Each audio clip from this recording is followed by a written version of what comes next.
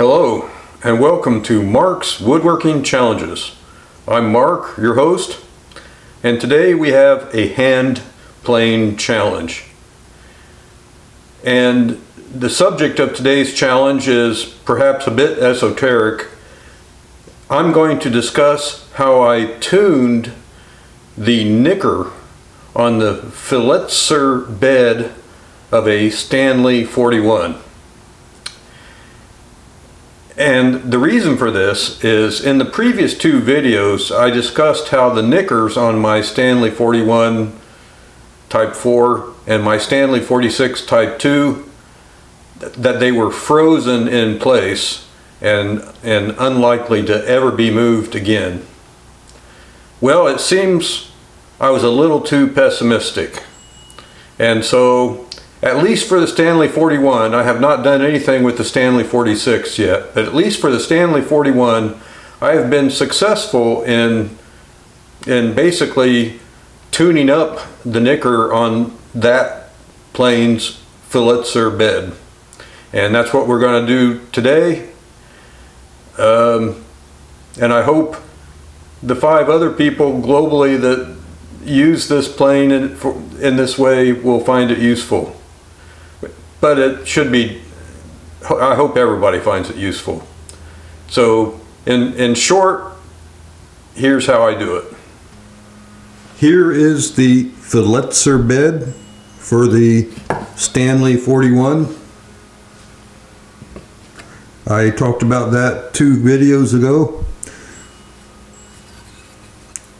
The nicker is right here.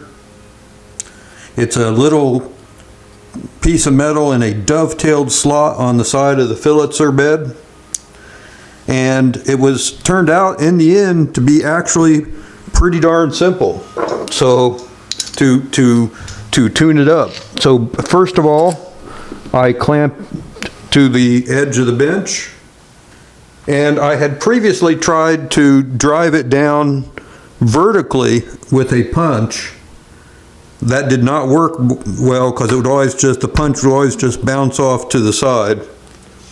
And then I had the thought of it didn't need to be a vertical orientation, so I took a slightly different punch, which is simply a piece of 1/8 inch square brass key stock. And I realized that all I had to do was angle it and tap on the corner of the nicker like so, and indeed I was able to tap it down a short ways. Didn't require very hard force, just gentle tapping did it, and then so that allowed it to be driven, maybe I probably moved it maybe 1 millimeter, but it was moving fairly easily, so I could have gone further if I wanted to. But my theory was that I didn't have to go any deeper than that. So then what I did was I polished the face of the nicker on a water stone just by leaving it in its dovetailed slot and moving it back and forth like that. Then I took the sharp corner of the water stone and did the other face like that. And it just made basically that made all the difference in the world.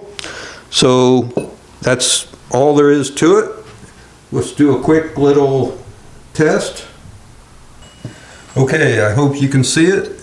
You can see here's one that I already did. We're going to just do it one more time.